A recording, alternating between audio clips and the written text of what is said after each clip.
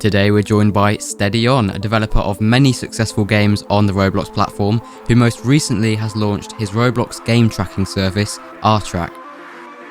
My name's AlvinBlox and I'm your guest host for this episode, so let's go Beyond the Blox.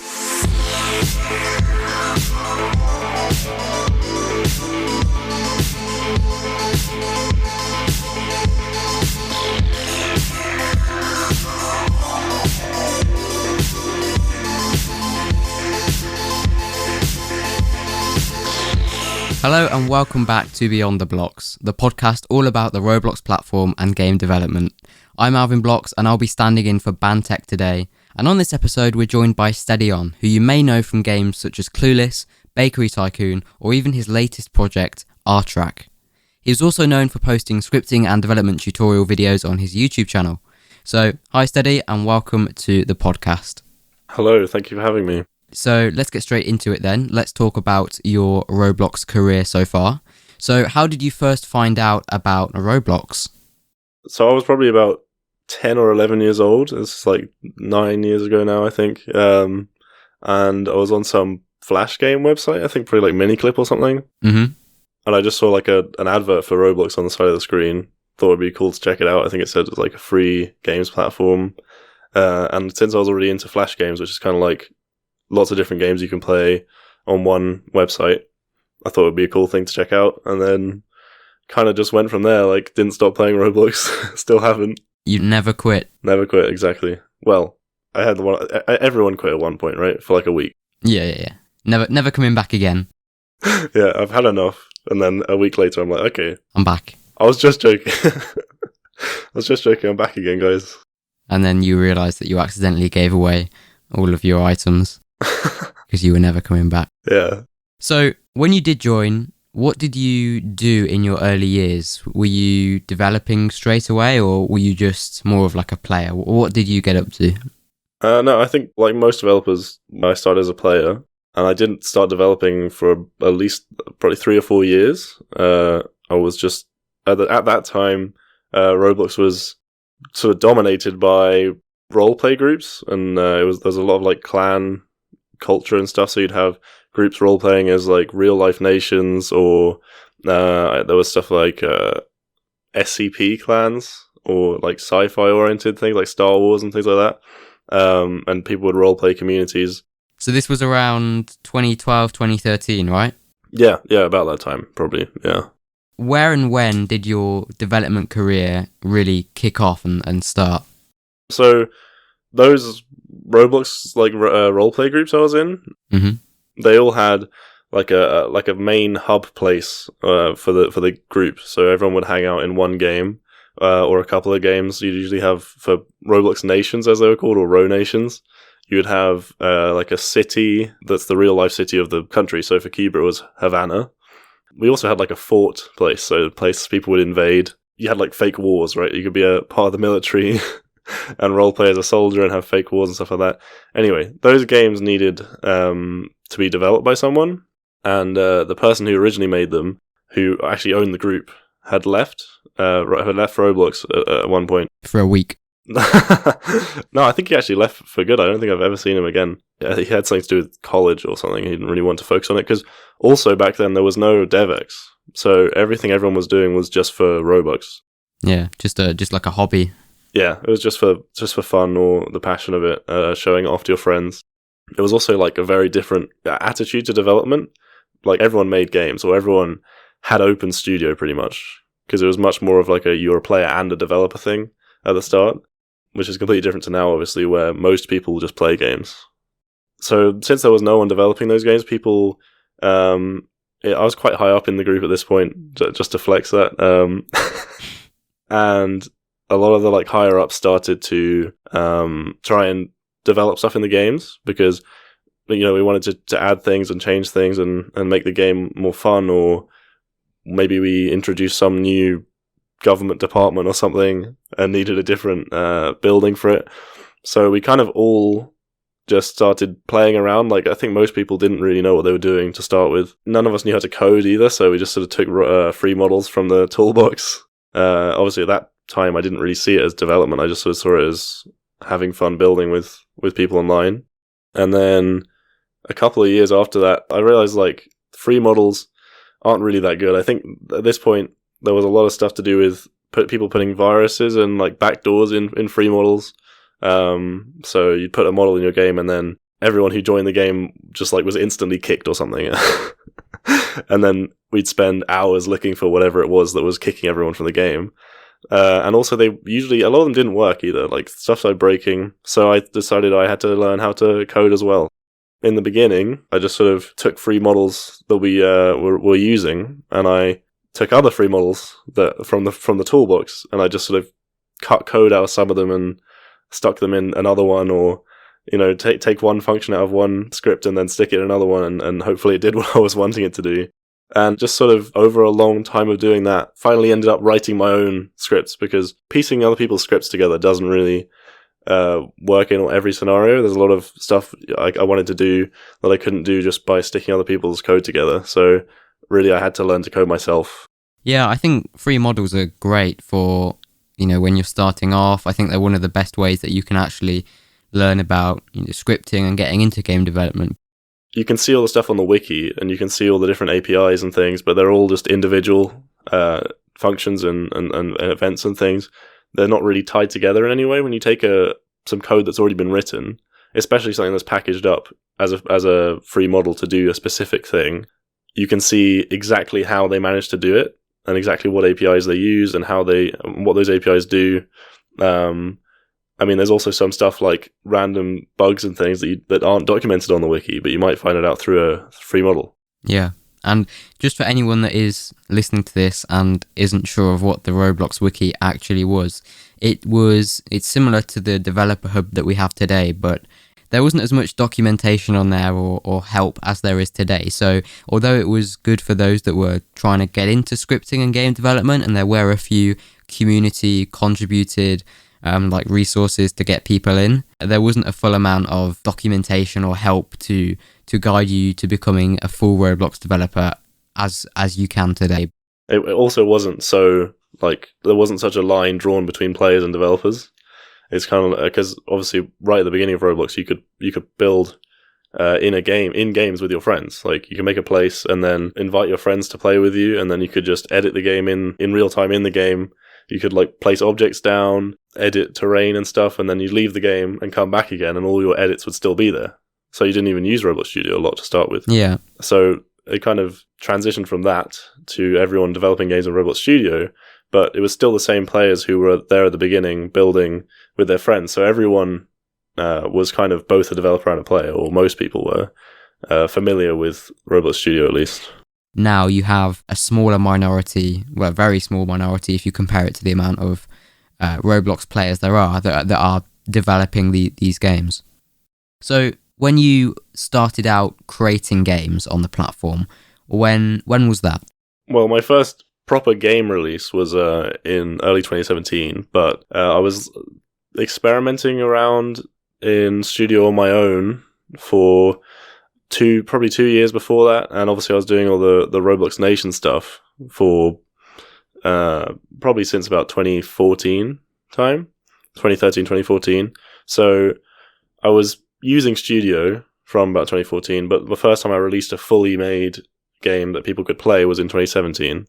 I would say for anyone wanting to learn to make games on Roblox, especially now when all the games are so well made, there's so much content in the games now, and they're very complicated to make as well. I mean, most of the games on the front page, I would have trouble making them myself, definitely, because there's whole teams making those games, right?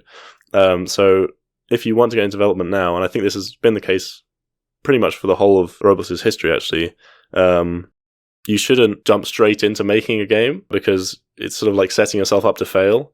You should really experiment around. Definitely. And like you said earlier, you wanted to learn the scripting because how it would help your clan, not because you wanted to make, a hugely successful or popular game. Yeah, exactly. Or for financial game, etc. So if you're an upcoming developer, then learn scripting because you want to, because you want to make cool things, and don't just jump straight into a project, because you will encounter bugs along the way. You will have to deal with things such as data stores going down. Once you've launched your game, you're going to have, people reporting bugs, and you have to have the problem-solving skills and the ability to solve those problems. So you need to know how everything works. So just launching into a big project, say for example you want to create a FPS game like Phantom Forces, isn't the way to do it. You need to just start small and build your way up. I mean, even with 2 or 3 years of coding on Roblox, when I launched my first game, and I took it out of alpha, I got a lot of players. I hit the front page actually with 20,000 concurrent. But there was so much broken with it. Even after having all that experience, that game still had a lot of bugs. Like, it was supposed to save and stuff, but it just didn't. So people would play the game as a tycoon game, and they'd come back and their plot was empty. And there was another thing where like half the people who joined the game, they would join in there and their entire plot would just not exist. Like, they couldn't build anything. There were loads of quite big bugs with the game, and I couldn't really, I was panicking trying to fix them all in the limited time I had, because it was already had so many players, and you have to try and keep it on the front page by fixing those bugs. I mean, I didn't really manage to do that. It came off the front page, I think, the next day. I don't really know how it even managed to stay on there with half the players not even be able to play it, but definitely make sure you test your game for everything, every single tiny scenario. And when people report bugs as well, it's very easy to just go, I'll figure it out later, or it doesn't seem like that big of a thing. I'll just fix it if it becomes a big problem or something. But make sure, you can't really do that. Make sure you do fix those bugs early on, because they will come back to bite you later on when you release it properly. Because the thing is about Roblox as well is games can just take off. That's one of the great things about the platform. Someone might play your game on YouTube or something, and you might suddenly just get thousands of players from a very small number, of like 10 or 20 or something. And if you haven't fully tested it, then those thousands of players are going to join, and if there's something wrong with the game, they'll leave. So it's very important to keep the players when they come. And often you can't predict when that is going to happen. Obviously, you might want somebody to play your game, but they'll play it at the wrong time, just when you didn't want them to. And that can be when you've just released it and there are a load of bugs. But you were talking about your first game, right? Bakery Tycoon? Yeah, Bakery Tycoon. So although you had those problems in the beginning, when you had, 20,000 concurrent players? Yeah.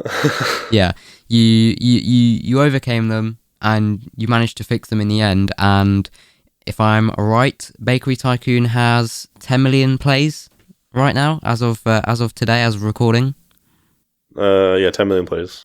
So definitely a successful game, and pretty good for your first release as well. So well done on that.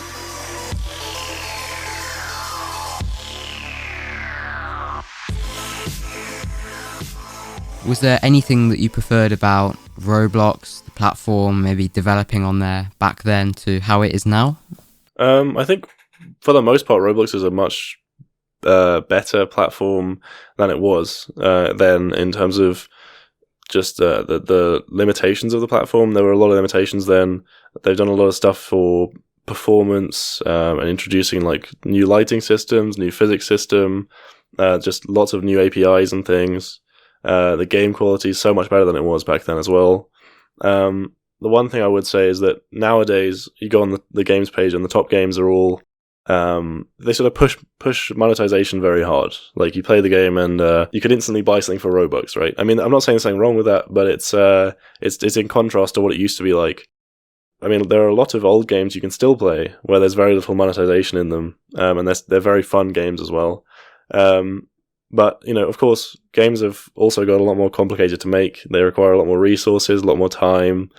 As I said before, a lot of the big games on the top of Roblox have massive teams of people working on them. I know Dreamcraft now has about 18 staff members for Adopt Me. So, they need to pay for all that somehow. So they obviously have to monetize their games. And back then, games were a lot less complicated. So, there are things I miss about old Roblox, but it's definitely been a big step forward not a step back overall. Definitely. I can remember how there were games on the platform when I started out in 2011, and I'm sure even before that as well, that they weren't updated as often as they are now. Games that you see on the front page nowadays, they're getting updates every couple of days, every week. Very, very, very frequent updates with new content. But the older games that people used to play, and people would play these games, time after time, they wouldn't get bored of them. They didn't have, there wasn't such thing as updates. You'd have games such as, say, paintball, or what are my drawing games, and they would never get updated. They probably have never had an update since the developer first published them, but they were still fun, and they seemed to keep players playing. And what I liked about that was how you wouldn't have to be waiting on the from a development point here. You wouldn't always have to be thinking about, well, are people going to get bored of this? Are they going to start, are they just going to not play my game anymore unless I update it? And like the stress on developers, it seemed like, these games were just good in that they didn't have to be updated all the time, and they never got boring, basically. Yeah, and there was a lot less pressure to make something that the sort of like the masses liked. It was just what you wanted to make yourself, like what you enjoyed creating. And also, I think a lot of the reason games weren't updated then is because there was a lot less opportunity for making enough money to sustain yourself off Roblox. Everyone had real life things they had to be doing, like education and things. I remember a lot of developers, quite big games at the time. I mean, we're only talking like 2,000-3,000 concurrent actually at the sort of time I'm thinking of. But they'd have to stop developing on their projects because they had to work. They had some exams for school or something, or they were spending too long on Roblox, making no money at all often. I mean, a lot of games, even when DevX existed and there were game passes and developer products, a lot of people would make games and just have no game passes and no developer products just because they just enjoyed making games so much. And then they would have to leave the platform or take a very long time off, a few years often, because they couldn't develop games and sustain themselves in real life. There were a lot of people who were facing money problems because of how much time they were spending on Roblox. So it's definitely a big positive that games can make enough money to pay for the upkeep of the developers of the games, and people aren't having to leave the platform because they can't sustain themselves from their games anymore. For sure, yeah. I mean, it's definitely a positive now that we have DevX and the monetization in games. Although some of the games there might be some excessive monetization. Overall, for the platform, I think it definitely has been a change for the better.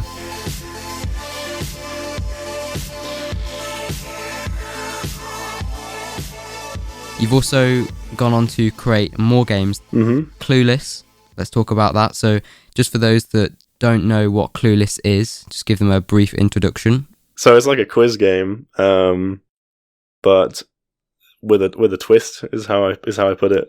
After you answer a question on some general knowledge thing, or might be like some science question or history question, you get to play a mini game if you answer the question correctly. And then, I mean, that's pretty much the whole game actually. So it's interesting type of game because you're mixing quiz with mini games, which are both successful genres on Roblox. But how long after Bakery Tycoon was it that you started development on Clueless? Oh, it was quite a while actually. I think it was about a year after I released Bakery Tycoon that I started working on Clueless. The other thing is actually, when I first made it, it was just sort of like a test game. I just wanted to see whether or not I could make a quiz. So I made like a really small map, and there were only about 30 questions in the game or something, and the entire game was just a quiz. So it's kind of like the Would You Rather games. There's a very popular Would You Rather game. I can't remember. I don't know who made it, but it was basically exactly the same as that. And I sort of very quickly realized that people will play it for a few minutes if you send them the link to it or something, but people don't really want to play quiz games. They come on Roblox to play something fun. They don't really want to be learning or like stuff they're doing at school. Of course they don't. They just come home from school. They don't want to do even more. So actually, this is Nako88's idea to add minigames. Well, I think at first he said I should add sword fighting to the game. So originally there was only one game mode, so you'd answer the questions, and then if you get them right, then you'd sword fight the other players, which was kind of a weird thing. But immediately after doing that, it already had much longer play times. It picked up more players as well. It was actually over about the course of about 4 or 5 months that I did this, because I just left the game for a while I was working on other projects that actually never got released. And then obviously Nako had this great idea of adding sword fighting, so I did it. And as there was more interest in the game, it kind of just went from there. And I started adding mini games, other mini games aside from sword fighting, currency systems, the cosmetics like in the store and crates and things. I mean, I actually spent a very long time on Clueless, developing Clueless. I actually made Bakery Tycoon in about a week and a few days. But Clueless, I spent probably more than 8 or 9 months just constantly developing it. So it has a lot of features. It has about 30,000 lines of code, actually, Clueless. So again, when you were creating Clueless, you didn't expect it to, become the big game that it is today, when you were just having like a side project with a couple questions in the game. If it wasn't for Nako88, you wouldn't have added your mini games to it, and it wouldn't have become the game it is today. So again, you were just working on a project to try and better your scripting and your Roblox development, right? Yeah, exactly. I think it's definitely the best way to start making a game. I think it's quite a similar thing with Bakery Tycoon, actually, in that I liked playing Tycoon games myself. I played a lot of button Tycoons and stuff, and I thought I want to try making one myself. So I made the Tycoon system to be able to build stuff, and I came up with something different, which was that instead of you just touching something to make money, a truck comes and collects stuff you've created at the bakery and gives you money in game for it. And I just sort of built the game around creating that system. But I wasn't expecting really to make a game to start with. It sort of developed into one, and it was quite a similar thing with Clueless, in that I just kind of wanted to experiment and see whether people would like a quiz game, whether people would want to play one. And I kind of abandoned the project because I thought it was hopeless, because everyone stopped playing it. Like, you'd occasionally get 2 or 3 players, maybe like once a week or something, and then they would stop playing. So it was really completely dead game to start with for a few months. I mean, now it has most of the time about 60 or 70 players, so it's quite a big difference compared to then. So with Clueless, I just made something to mess around and see what the reaction would be from people, and then it just developed into something bigger than that. Right. So I think something that we've taken from this section is that if you are a upcoming developer and you want to create a successful game, don't just go after a big idea which you have, and just start out with small projects and don't expect them to do well, and don't put the strain of trying to become successful on you so early on. Just create projects and just try and better your own knowledge at scripting and problem solving, and then you can use what you've learnt from that to create a successful game in the future.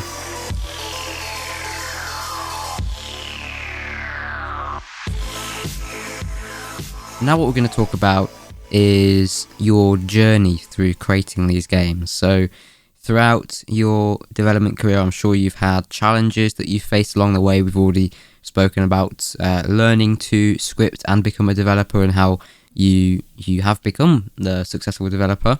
But what about the challenges that you have faced during the development of these games? Yeah, sure. I mean, developing games, there's a lot of stuff that's very fun about them, and there's also a lot of frustrating moments, or actually a lot of frustrating hours that you spend trying to fix things or making something you don't really enjoy doing. I think that's one of the biggest contrasts between just kind of experimenting with the platform and when you finally start making a full game. When you're just experimenting around, you can just do the stuff you like doing. I mean, you don't have to link things together. You don't have to really fix any bugs. It's just you messing around, maybe a few of your friends. But once you start making games that millions of people, or tens of thousands, maybe just tens of thousands, hundreds of thousands, millions of people will play, then you really have to start trawling through tens of thousands of lines of code to try and find what's causing some very small bug, really, but it's still going to be affecting tens of thousands of people when they play your game. And that's obviously a lot of work. It's a big responsibility. You have to be disciplined to be able to get over these things. Yeah, sometimes you just sort of feel like saying, "Oh well, I'll just." You sometimes feel like just abandoning projects because of how much work there is to do that you're not really going to enjoy doing. It's still definitely a very enjoyable job to have. Making games on Roblox is definitely something I still enjoy, and I don't think I'd rather be doing anything else, to be honest.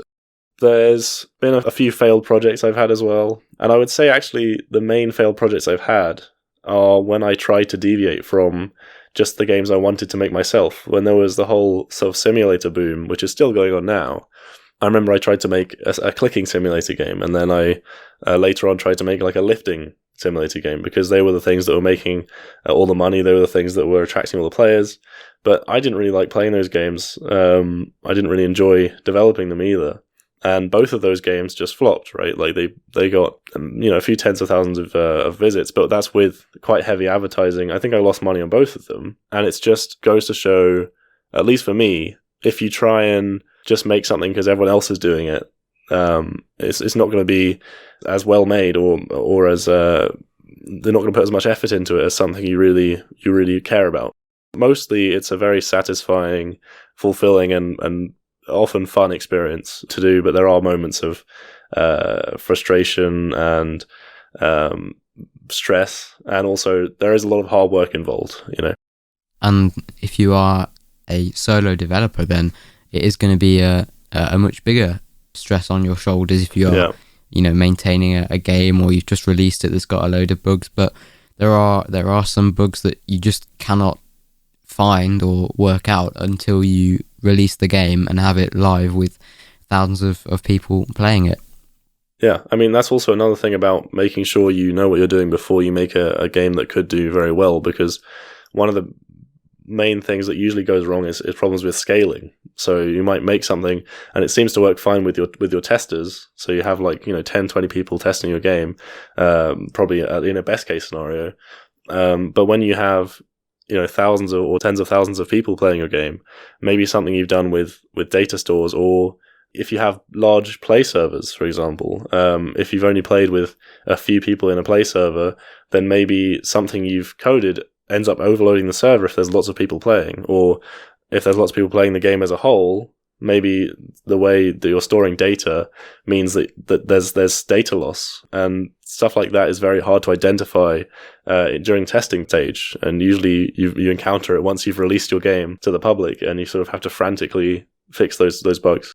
Definitely, and I think also it's a really good idea to get connected with other people as well, the developers, and also have like a community of testers who are willing to quality assurance test your game for any bugs. If you are thinking about releasing your game and you haven't done that yet, then definitely get a team on hand that can test your game whenever you need them to, just to find those bugs that, if you do release your game and you realize that there's a bug, then maybe if you had a QA team, or just some people that could have gone in before you released and found those bugs, you wouldn't have had to deal with them when you released the game.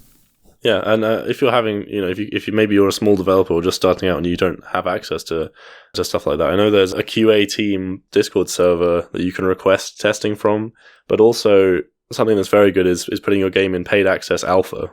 So all of the games I've released, I've put them in paid access alpha before I release them publicly, and what it does is it means that you restrict the number of players who can play it while it's in early stages of development.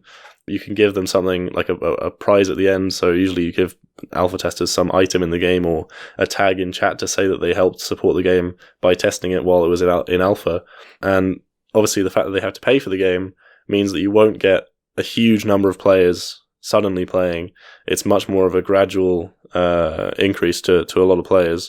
And also paying for access to games and it being a sort of exclusive thing, it definitely helps build a community sort of aspect to it, because people feel like they are invested in the game, they're helping support the development of it, and they are, and something that's very good to do is to have a Discord server. When you start out, you have a Discord server in the social links, so players who've bought access to your game can go in the Discord and they can talk about the game, they could report bugs, and things like that.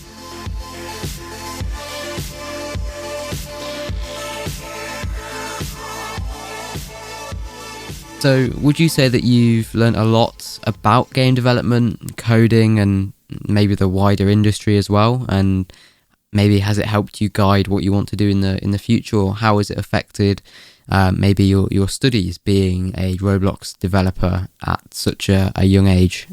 So another great thing about Roblox is there's very little bar for entry when you want to start, if you want to get into it.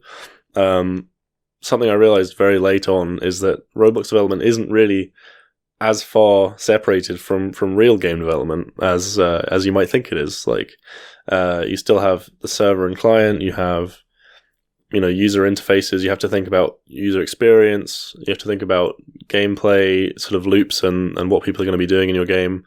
You have to think about monetization. All of these things are skills you can transfer to the AAA games industry. And I think Roblox Studio is a bit more easy. It's a bit easier to use than proper. Well, I say proper. I don't want to say that. I mean, Roblox is a proper game development platform. But when you talk about stuff like Unreal Engine and Unity and things, they are slightly more complicated and harder to get to grips with than Roblox Studio. But it's definitely a good gateway into those that software if you want to get into it. And I think getting into it at such a young age, it has affected my my studies definitely, because the thing is, of course, you only have a certain amount of time every day. And when I first got into development, I was very passionate about developing.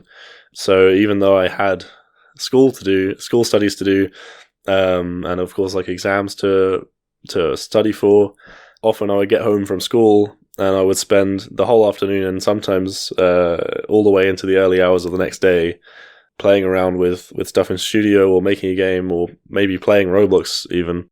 Yeah, so my grades definitely did suffer from doing development, but it's not really something I regret, because in a lot of cases I feel that the things I learned on Roblox have been much more valuable than what I would have learned at school in that time, I suppose. I still did my homework and stuff most of the time. And, if anyone's watching, I wouldn't say, just stop studying or leave school or something, or just say to your teachers, I didn't do my homework because I was busy developing my Roblox game because it's so much more important than school. I mean, that's not necessarily going to work out for you in the end. It's not 100%. And I mean, I'm still probably going to go to university. You still need good grades for that.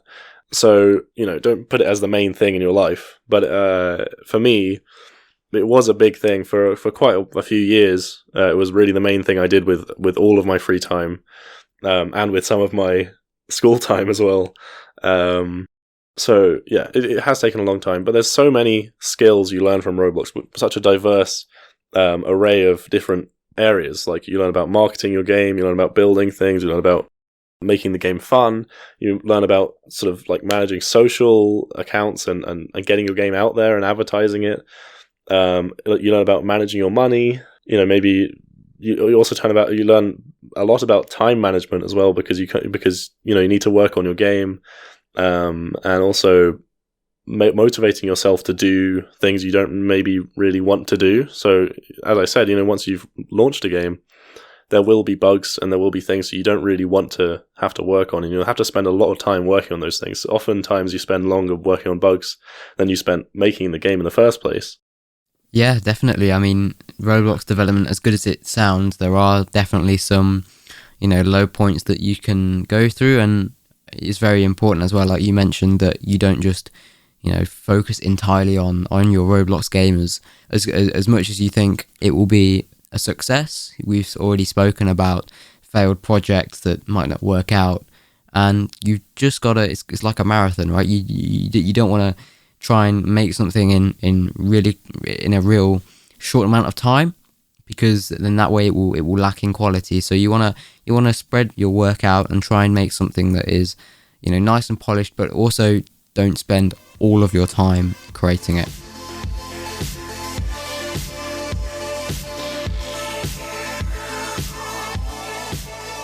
We're going to move on now and talk about your latest project that you're working on.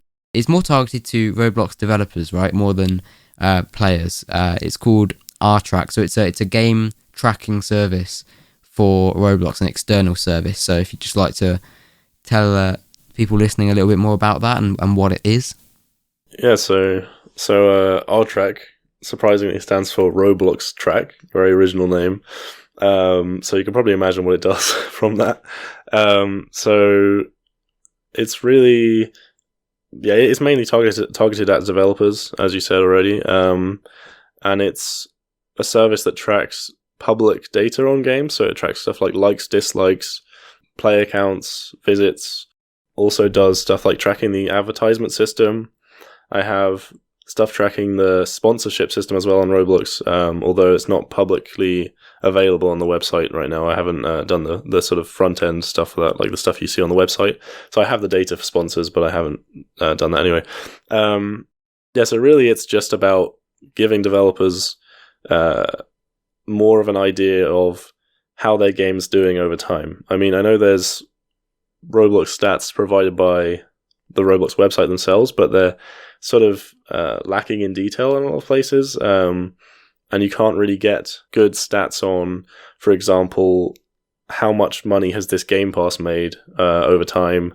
Is it set at the wrong price or something? I mean, something with OurTrack you can do is I track Game Pass prices and sales. What that means is that you can have a look at how many sales your Game Pass is getting, and you can see at what price they're being sold at. You can, for example, change the price of your Game Pass and then come back the next day and see if it's increased the number of sales you get. And then you can also have a look at how much revenue that Game Pass has made and see if reducing the price, for example, has increased your total revenue. Because while it might increase your sales, maybe that might not make up the difference between the two prices. But yeah, I use it myself for that on my own games. I've changed a few Game Pass prices and things to maximize revenue, because of course a lower price means more people are going to want to buy it. And in some cases that might mean, or a higher price even, that might mean you get more revenue overall. And so it's really for developers mainly. So how long have you been working on OurTrack for? So I started on it about October last year. So about 4 months now, I think. Yeah, I mean, when I started doing it, I spent a lot of time every day working on it. Probably, there were a lot of 10-hour days consecutively. I think I spent about 200 hours in 1 month, in October or November, working on the website.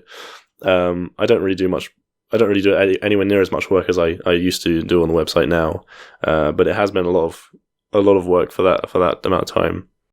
And what was it that made you want to go into doing this and creating the tracking service? So I think there's been a lot of on the developer forums. I've seen a lot of posts about people complaining about the current Roblox statistics system and areas in which it's lacking. I know, for example, you can only see in spaces of, I think, about 5 minutes or something it's recorded in, or maybe 15 minutes even. And no one's really sure whether or not the revenue stats are shown before or after tax. There's a lot of very confusing stuff. Sometimes you get random bugs that you're not really sure whether the data is accurate or not, because everyone will have the same player count for a certain hour and stuff like that. It's just kind of very messy, and I felt like there was a need for a service that could reliably and predictably track stuff, so people weren't having to try and figure out what was going on. The other thing is, of course, that Roblox game stats are only visible to the developer who made the game. So if you're making a game and you want to have a look at what your competitors are doing, and how many players they have and how much money they're making from Game Pass and things like that, then you can have a look at OurTrack and see all those statistics that would usually only be visible to the other game developer. So where are you getting the data for OurTrack from? Are you getting it straight from the Roblox APIs, or are you actually like scraping the data for yourself or getting it via your systems? So the data on player count, visits, and favorites and ratings as well, and all that stuff is got through Roblox APIs. I know there's another tracking service called Blade, which is made by someone called Integer Underflow. Mm-hmm. And I know for that service, I think they scrape the player counts and stuff straight from the game pages. I think that's more of a limitation with the Roblox APIs. So it depends on what service you use, but for OurTrack, it's all straight from Roblox APIs. I know there's a broken API endpoint which will return past data, like 10 minutes out of date or something. I think that's the problem that Blade's trying to fix by getting it straight off the game pages. But the API I use and the way I do it means that they are the current stats. Currently, it does about 10,000 games every minute for tracking. Wow. Yeah, and if you look at the popular sort, you can see that there are only about 9,700 games most of the time on Roblox that have players. So tracking the top 10,000 games means that essentially OurTrack has data on every game that has players since it was launched, so 4 months ago. Currently, at the time of recording, OurTrack has data on 2.7 million games, I think. So that means 2.7 million games have had players since October. So if you have a game that has any players, it's probably going to be OurTrack's probably going to have data on it. I mean, recently I came up with a slogan that we already have data on your game, so why not come and use it? Brilliant. So let's just talk a little bit about the membership on the website. If any of the listeners do want to go check out OurTrack, by the way, what is the link that they can go to? It's OurTrack.live. Okay, so if they head to OurTrack.live, you can create a free account, I believe, but the different membership options that you offer then, just give the listeners a quick rundown of what they can get with a membership. All right, so there's 2 plans. There's a basic plan and a pro plan. On the basic plan, you get all the minute-by-minute data, so stuff that's recorded every minute is the ratings and the player counts. You get that back 5 days of data for that. You get all the revenue stats on your game, so all the game passes, all the individual game passes, you get that back for a month. And you also get data that's recorded every 15 minutes on player count and ratings and visit count as well, going back a month. On the basic plan as well, you get to see, for your own games, you can see all the past advertisements you've run, and depending on what day you ran it on, some of them will have things that predict how many impressions the advert got and how much was spent on the advert. So then there's also the pro plan, which is $10, which is double the basic plan. And that's more like a lot less restricted than the basic plan. So you get every minute data going back a whole week. You get every 15-minute player counts and rating data going back for 4 months. You get revenue data 4 months back as well. And you can see advertisements that have been run for every game rather than just your own ones. And there's also included on the pro plan is RTrack Trends, which is like, it takes the top 2,500 games on the platform and it reads the title, the game title and the description of the game to find sort of keywords. So you can search on OurTrack Trends for a word and it will show you how many of the top 2,500 games included that in their description or their title, depending on which one you choose. There's also, coming very soon, although it's not included yet, is a messaging/notification service. So you'll be able to set a condition for your game. So you say, like, for example, if the player count of the game drops by more than 20% in like 2 minutes or something, then you get a text message or an email to let you know. So that's really just, something suddenly goes wrong. So Roblox suddenly updates something and something breaks in your game. Then you'll get a message on your phone telling you that, so you can quickly go and fix it. That's very cool. I do like the advertisement thing where you can see all the adverts that have been run, not only by your game, but all the other games on the platform. Mm-hmm. And the trends thing as well is very interesting. Yeah, they're both very interesting to just sort of play around with. I do that a lot.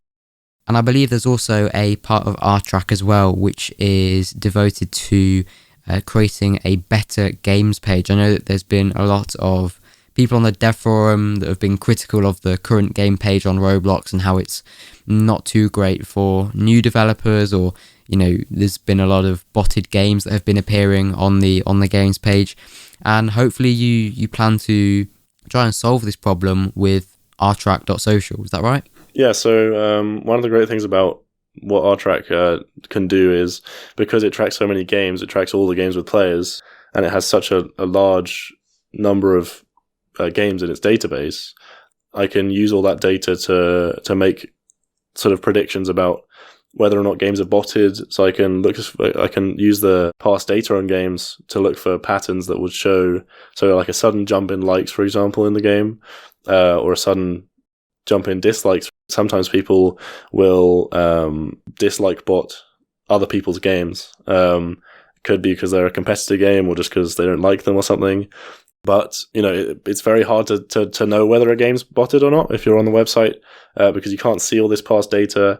Of course, OurTrack, you need an OurTrack membership to look back far enough to probably see to see a big jump in likes or a big jump in dislikes. So OurTrack Social basically automates the whole process of you opening the game page on OurTrack, looking back for the past 4 months and seeing whether or not a game has suddenly hit loads of likes or suddenly got loads of dislikes. It does that for pretty much, I think it does it for about 100,000 or 200,000 games now, have been checked by OurTrack to see whether or not they show signs of being botted.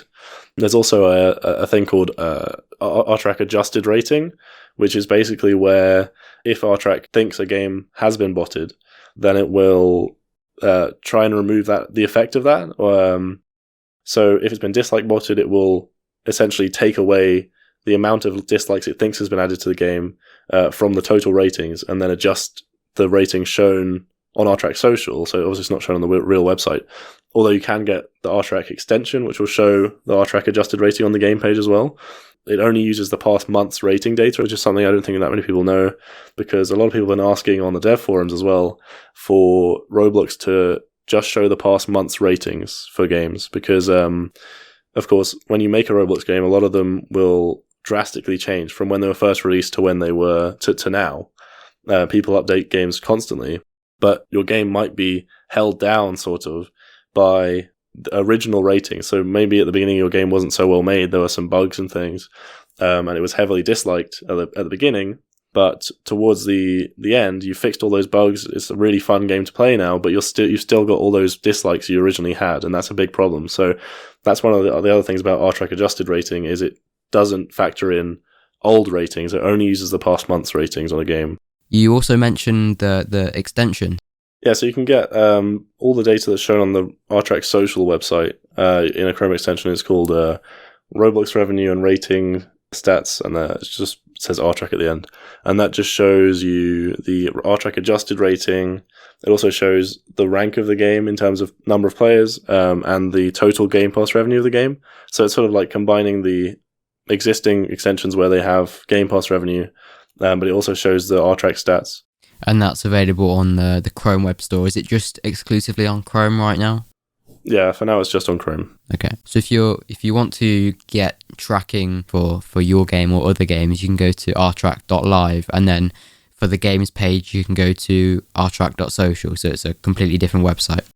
Yeah. Two different websites, OurTrack.social and OurTrack.live. Brilliant. So what else do you have planned for the future of OurTrack? I know we heard about the messaging system, the SMS or email when your game goes below a certain amount of players or whatever, but what else do you have planned for the future? So it's kind of long-term possible thing I might do is an SDK, so something that developers can put in their game, a script that they can put in their game, and it will record stats on things that I can't get from the website. So stuff like developer products and developer product sales, just general things that might be unique to developers' games. So it would likely have custom events, a bit like Game Analytics has. So you can say, for example, this player bought this item in my in-game store, or they killed this other player or something, and then it would all be recorded to OurTrack, to an OurTrack server, and then you can go on OurTrack, on the OurTrack SDK website. It would probably still be the same website, and you can see, summary of the revenue you've made, the players, all these stats you can't get from the public game page will be shown as well. And then you can also look at your custom stuff, One of the big things also would be purchase logs as well. So there'd be stuff like what time the purchase was made, the player's name, how much Robux they spent on it. And something that Roblox lacks at the moment is you can't go to your group or your revenue page and really accurately see how much money you've made in the past day, because there's stuff like pending sales, and you also can't really see how much money you've even made in the past anything longer than a year, because there's a maximum time for the sales summary of a year. So one thing also would be being able to see accurate Game Pass and developer product revenue for different time periods that you can't really see on Roblox. Are you not working on any games at the minute? Is your sole focus just RTrack right now? Yeah, pretty much. So I haven't really done any development on Roblox for a few months. RTrack just takes a lot of time to do. I've also got A-levels coming up in a couple of months, so probably going to start focusing on that a bit more. But after that, I think I'll probably start doing a lot more stuff to do with RTrack in the summer holidays, and hopefully there's a lot of big stuff to come. Well, good luck with the exams and all the best with RTrack and everything else that you do in the future. Thank you for having me.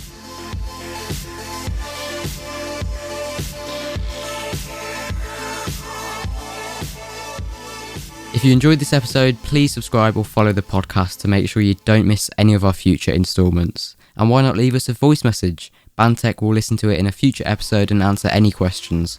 Use the Anchor app or find instructions to submit a clip manually on the Bantech Systems website. Thank you to our special guest SteadyOn for joining me today. You can find him on Roblox for links to their social profiles, and you can also check out his Roblox game tracking service at OurTrack.live. Be sure to fill out the guest application if you'd like to feature on a future episode. You can find it at bantech.systems/BTB-guest. Link will also be in the description of the podcast. Beyond the Blox is brought to you by Bantech Systems, a development studio creating interactive games, systems and solutions on Roblox. Find Bantech's profile on Roblox and click through to the Bantech Systems group for more information. Don't forget you can listen to any episode of Beyond the Blox on Anchor, Apple Podcasts, Spotify, Google Podcasts and many other popular listening platforms. You'll also find it on the Bantech Systems YouTube channel. Thank you for listening, and don't forget to tune in to the next episode of Beyond the Blox.